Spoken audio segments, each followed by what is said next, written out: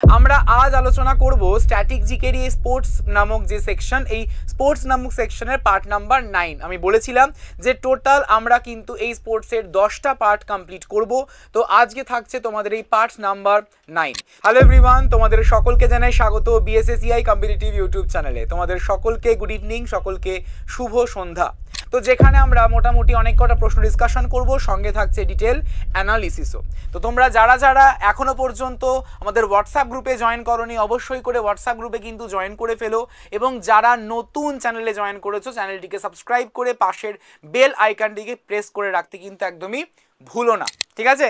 যার লিঙ্ক তোমাদের ক্লাসের ডেসক্রিপশনে এবং এই ক্লাসের যে কমেন্টস, এই কমেন্ট সেকশনের প্রথম কমেন্টেই কিন্তু দেওয়া থাকবে।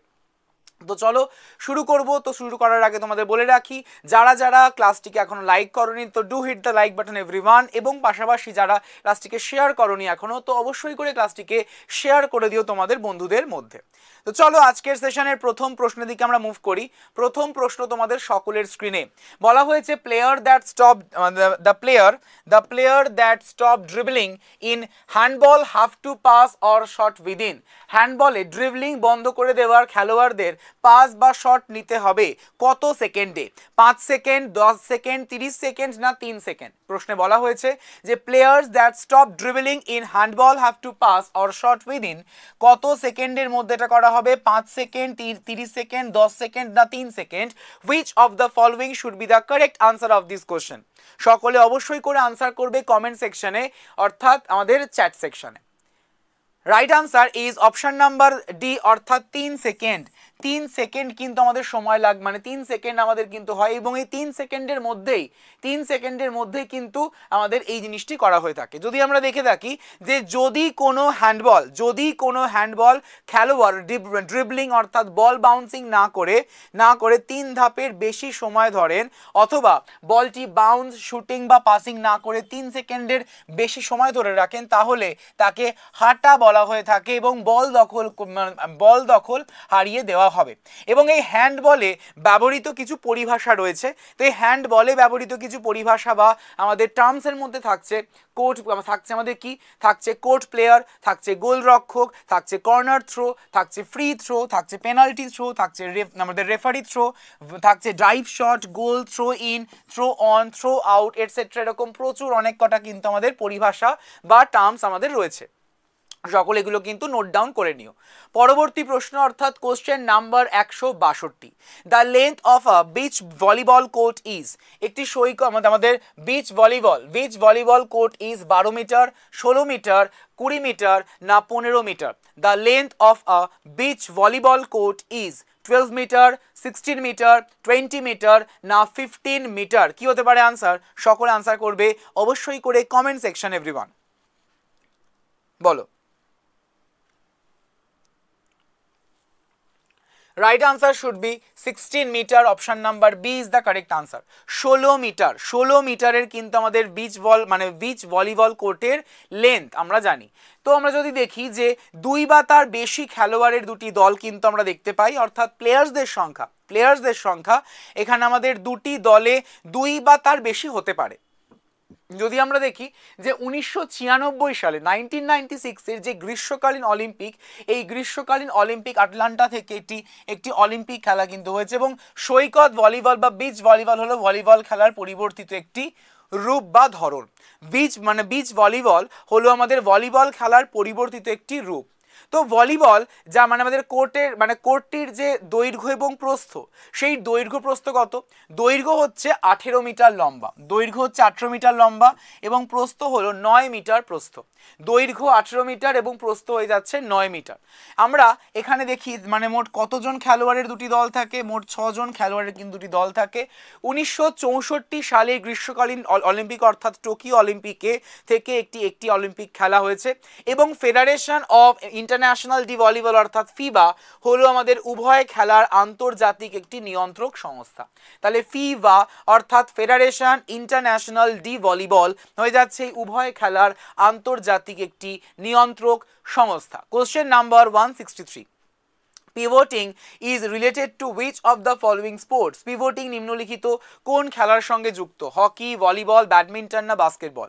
প্রশ্নে আমাদের বলা হয়েছে পিভটিং নিম্নলিখিত কোন খেলার সঙ্গে যুক্ত বা সম্পর্কিত? হকি, ভলিবল, ব্যাডমিন্টন না বাস্কেটবল? কি হতে পারে আনসার? সকলে আনসার করবে কমেন্ট সেকশনে এভরিওয়ান।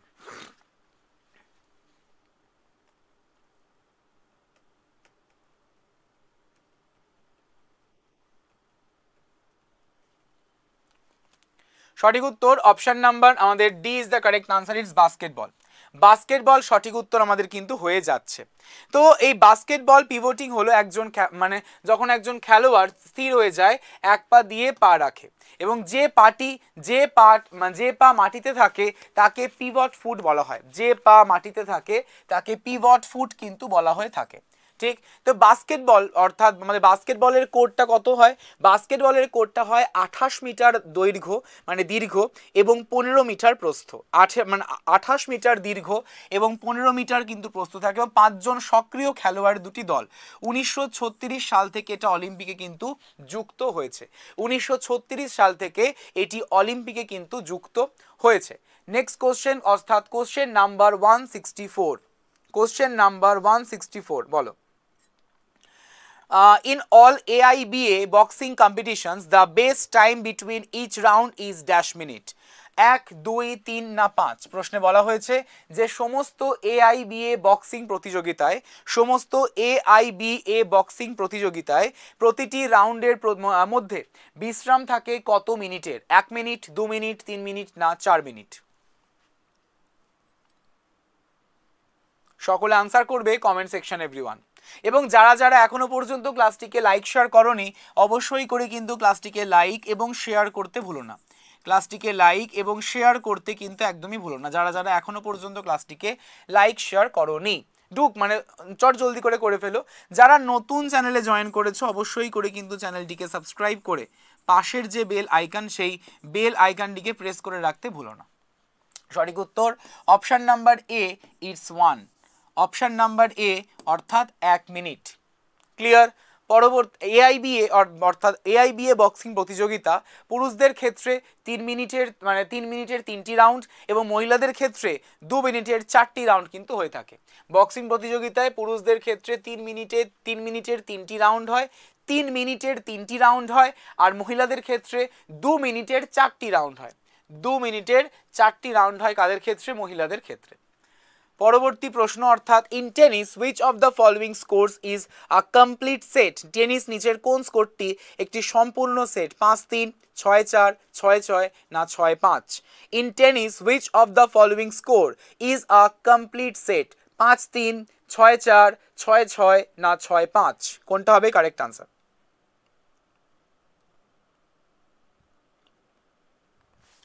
সঠিক উত্তর অপশন নাম্বার বি অর্থাৎ 6-4। 6-4 is the right answer of this question. 6-4 সঠিক উত্তর হয়ে গেল। ঠিক, তো একটি টেনিস ম্যাচ পয়েন্ট এবং গেম এবং সেট নিয়ে কিন্তু গঠিত। কি নিয়ে? সেট, গেম এবং পয়েন্ট, ম্যাচ পয়েন্ট নিয়ে কিন্তু আমাদের গঠিত। ঠিক, তো টেনিস খেলা হয় পয়েন্টে অর্থাৎ 4 পয়েন্টে একটি খেলার জয় হয় এবং 6টি গেম একটি সেট জিতলে এবং 2 বা 3টি সেট একটি ম্যাচ জিতলে কিন্তু আমাদের হয়ে থাকে। যদি আমরা একটি সেটের কথা বলি তো একটি সেটে বেশ কয়েকটি গেম থাকে, কমপক্ষে প্রায় 6টি। আর প্রথম পক্ষ 6টি গেম জিতলে অন্য পক্ষের তুলনায় কমপক্ষে 2টি গেমসের ব্যবধানের যেমন 6-3, 6-4 এবং 7-5 একটি সেট কিন্তু জিতে নেয়। পরবর্তী প্রশ্ন কোশ্চেন নাম্বার 166। Question number 166।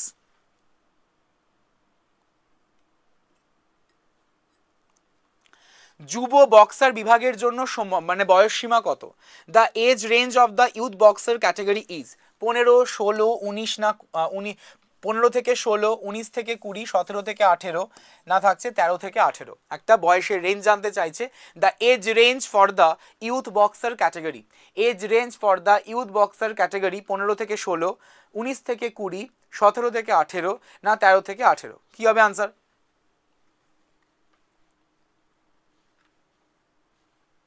সঠিক উত্তর অপশন নাম্বার সি অর্থাৎ 17 থেকে 18 বছর।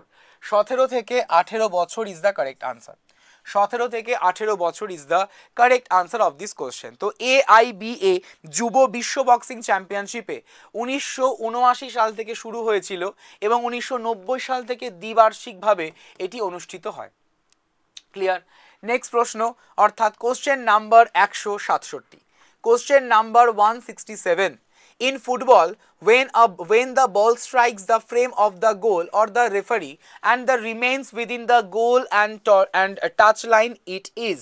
ফুটবলে যখন বল গোলরক্ষক বা রেফারির ফ্রেমে আঘাত করে এবং গোল এবং স্পর্শরেখার মধ্যে থাকে তখন তা হলো foul, still in play, misconduct, out of play.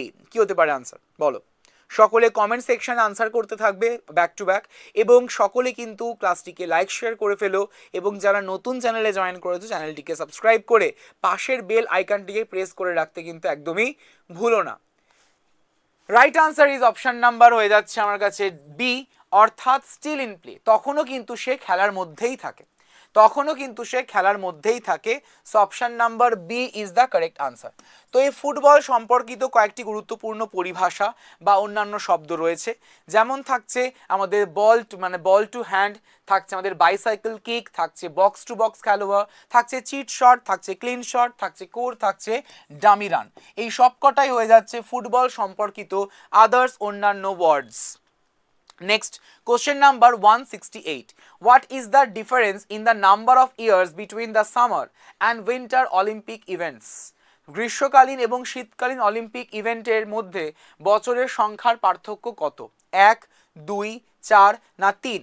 What is the difference in the numbers of years between the summer and winter Olympics events? এটা ইজি প্রশ্ন। অর্থাৎ আমাদের এখানে গ্রীষ্মকালীন অলিম্পিক এবং শীতকালীন অলিম্পিকের মধ্যে পার্থক্য বলেছে। এখানে কিন্তু বলেনি যে দুটি গ্রীষ্মকালীন অলিম্পিকের মধ্যে বা দুটি শীতকালীন অলিম্পিকের মধ্যে পার্থক্য কত, তা কিন্তু বলা হয়নি।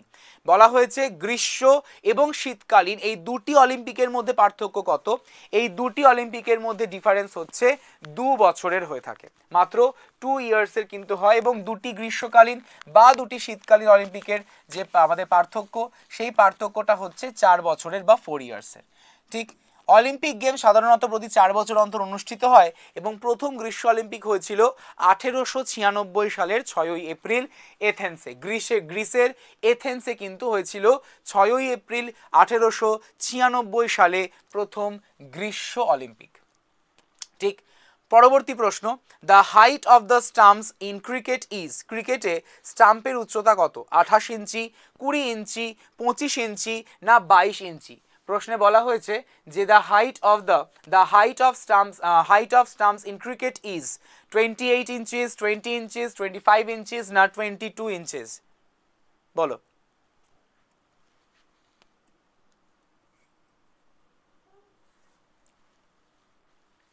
সঠিক উত্তর অপশন নাম্বার এ, ইটস 28 ইঞ্চি। 28 ইঞ্চি কিন্তু আমাদের ক্রিকেটের স্টাম্পের উচ্চতা কিন্তু থাকে, বা আমাদের 28 ইঞ্চি হচ্ছে ক্রিকেটের স্টাম্পের উচ্চতা মূলত।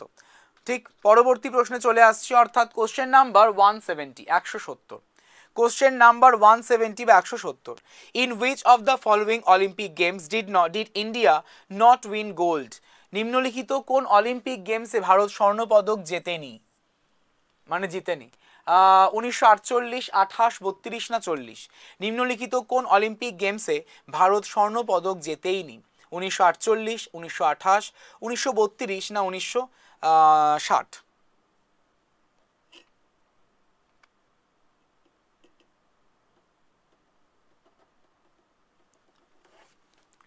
চলো, সকলে আনসার করবে অবশ্যই করে কমেন্ট সেকশনে, এবং যারা যারা ক্লাসটিকে এখনো ক্লাসের অ্যাটেন্ডেন্সটিকে মার্ক করোনি, তো অবশ্যই করে ক্লাসের অ্যাটেন্ডেন্সটি কিন্তু মার্ক করতে ভুলো না।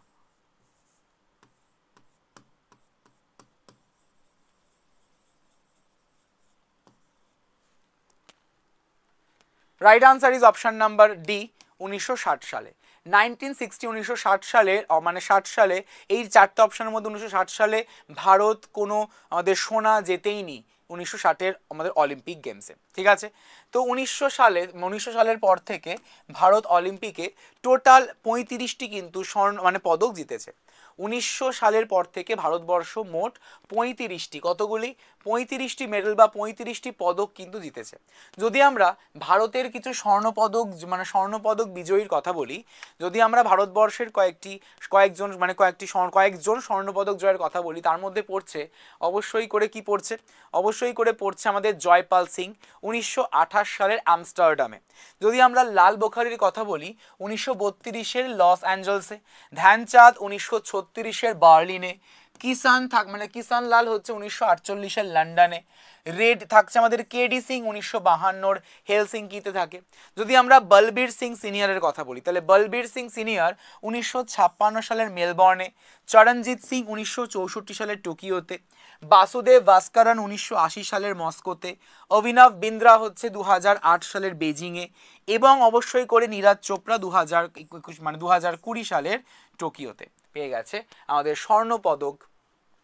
ঠিক আছে, তাহলে এই হচ্ছে আমাদের ভারতবর্ষের কয়েকজন বিখ্যাত স্বর্ণপদক বিজয়ী অলিম্পিকে। পরবর্তী প্রশ্ন, question number 171, which of the following strokes in swimming does not start with a dive into the pool from outside? Butterfly, backstroke, breaststroke, থাকছে আমাদের freestyle. Which of the following stroke in swimming does not start with a dive into the pool from outside? Butterfly, backstroke, breaststroke এবং থাকছে freestyle.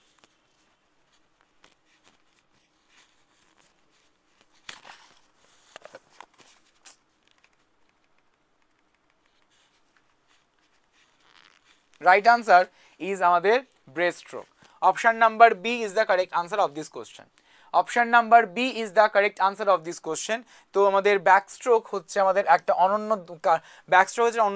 অনন্য কারণ এটা পিঠে করে একমাত্র এটি কিন্তু স্ট্রোক দেওয়া হয়ে থাকে। এটি তৃতীয় দ্রুততম প্রতিযোগিতামূলক সাঁতার স্ট্রোক। ব্রেস্টস্ট্রোকের চেয়ে দ্রুত কিন্তু প্রজাপতির চেয়ে ধীর। ব্রেস্টস্ট্রোকের চেয়ে দ্রুত ফাস্টার, কিন্তু বাটারফ্লাই স্ট্রোকের থেকে একটু স্লো থাকে, একটু কম থাকে। ক্লিয়ার? পরবর্তী প্রশ্ন, question number 172, in hockey what is the meaning of the signal? In hockey what is the meaning of the signal if the umpire points both the arms horizontally towards the goal? হকিতে umpire যদি উভয় বাহুকে গোলের দিকে অনুভূমিকভাবে নির্দেশ করেন, তাহলে তার আমাদের সংকেতের অর্থটা কি? Free hit, penalty corner, penalty stroke, না গোল স্কোর? কি হতে পারে আনসার, বলো?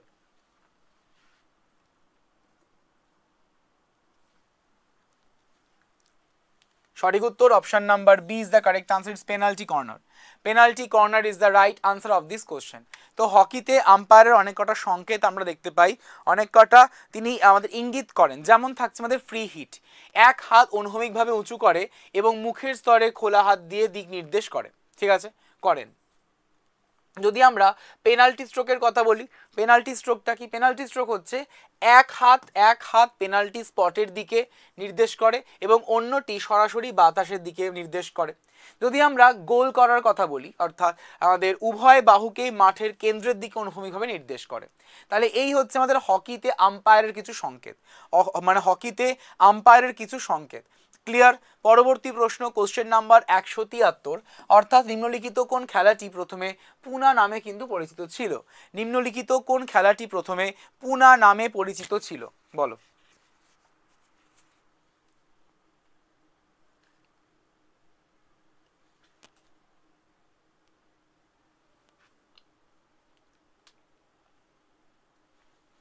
ব্যাডমিন্টন, বেসবল, ভলিবল, না খোখো?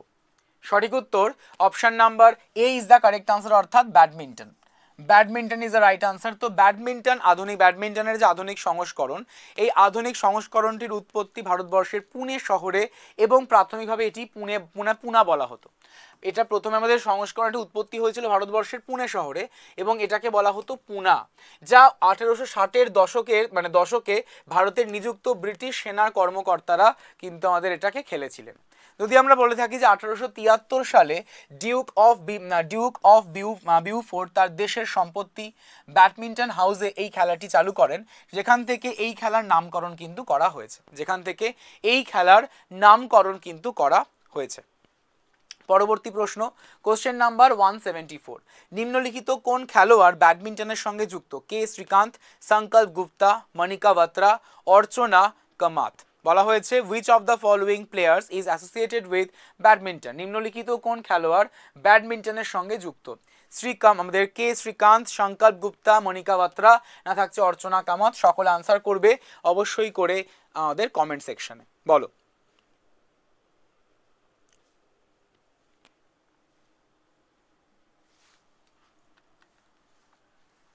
সঠিক উত্তর অপশন নাম্বার এ, ইটস কে শ্রীকান্ত। কে শ্রীকান্ত আমাদের ব্যাডমিন্টনের সঙ্গে কিন্তু ওতপ্রোতভাবে জড়িত। 2021 সালে এই কে শ্রীকান্ত অর্থাৎ পুরুষদের একক বিভাগে বিশ্ব চ্যাম্পিয়নশিপে ফাইনালে পৌঁছানোর প্রথম ভারতীয় কিন্তু হন। অর্থাৎ তিনি ফার্স্ট ইন্ডিয়ান যিনি পুরুষদের একক বিভাগে বিশ্ব চ্যাম্পিয়নশিপের ফাইনালে পৌঁছানো প্রথম ভারতীয়। এবং তিনি পদ্মশ্রী পেয়েছেন 2018 সালে, এবং অর্জুন পুরস্কার পেয়েছেন 2015 সালে। পদ্মশ্রী 2018-তে এবং অর্জুন 2015 সালে কিন্তু লাভ করেন, অর্থাৎ কে শ্রীকান্ত। নেক্সট প্রশ্ন, question number 175, the basketball centre line is part of the dash. বলা হয়েছে বাস্কেটবল সেন্টার লাইন হলো এর অংশ। কার অংশ? Front court, back court, restricted area, না থাকছে মিডল কোর্ট। প্রশ্নে বলা হয়েছে the basketball centre line is part of the, basketball centre line হলো ড্যাশের অংশ, front court, back court, restricted area, না থাকছে মিডল কোর্ট। কি হতে পারে আনসার? বলে ফেলো চটজলদি।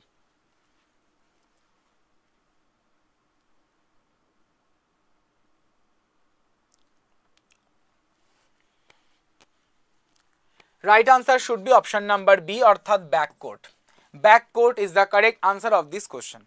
Option number B. তো সেন্টার লাইনটি সাইড লাইনের মধ্যবিন্দু থেকে একদম শেষ লাইনের সমান্তরালভাবে কিন্তু চিহ্নিত করা হয়, এবং এটি প্রতিটি সাইড লাইনের বাইরে প্রায় 0.15 মিটার পর্যন্ত প্রসারিত হয়। 0.15 মিটার পর্যন্ত প্রসারিত হয়। এবং এই ব্যাককোর্ট হলো কোর্টের অর্ধেক, যেখান থেকে বল নিয়ে বলটি ফ্রন্ট কোর্টে নিয়ে যাওয়া যায়। এবং একটি বাস্কেটবল খেলায় ফ্রন্ট কোর্ট হলো কোর্টের সেই দিক যেখানে বল দখলকারী দলটি গোল করার চেষ্টা করে, এবং এটি সেই দলের কোর্টের আক্রমণাত্মক প্রান্ত হিসেবেও কিন্তু থাকে পরিচিত। তাহলে আশা করি রাইট আনসার শুড বি আমাদের backcourt, option number B correct answer of this question.